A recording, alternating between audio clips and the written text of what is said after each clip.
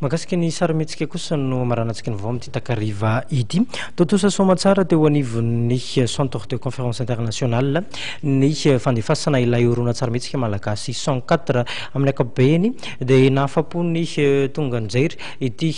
sarimetsika malagasy ity tao anatin'izay 7 taona namokaran'ny scope digital izay dia ny sarambabem-bahoaka azo lazaina hoe ny olon-tsotra amin'ny ankapobeny no tena nanjifa ny vokatra izy ireo tamin'ity indray mitoraka ity kosa dia atao hoe ireo olona manana izy azy eto amin'ny firenena ireo mpandrara eto amin'ny firenena no tonga nijery izany horonan-tsary metsika malagasy izany dao rahantsika na makasika an'izay.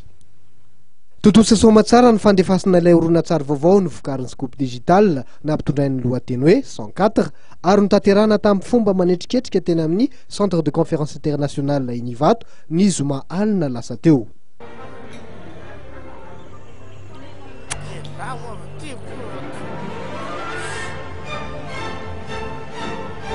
Tao anatin'ny 7 taona namokaran'ny scope digital horonan-tsary dia saika ireo sarababeny olon-tsotra hatrany no nanjifa ny vokatra ny vokariny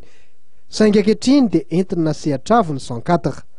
manam-pahefana isan-tsokajiny sy mpandrara eto amin'ny firenena tokoa noho nampisehoana azy teny Ivato ny zoma alina teo. Anisan'ny filma tena hitako hoe tsara satria izao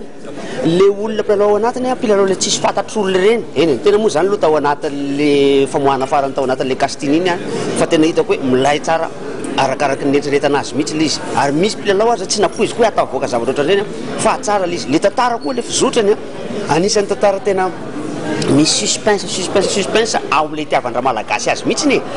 nanamarika Andriamatora Zafy Mandimby Mamitiana tale général scope digital fa tsy aitraitra ny dingana toy izao fa fametrahana amin'ny toerana mendrika azy ny sarimetsika malagasy izay efa maka toerana eo amin'ny fampiroboroboana ny toe-karena. Fantatra nandritra ny fotoana ihany koa fa avoaka amin'ny 20 novambra ho avy izao ny DVD sy ny VCD 104 ka amidy 507 ariary ny DVD raha toa kosa ka 507 ariary ny VCD.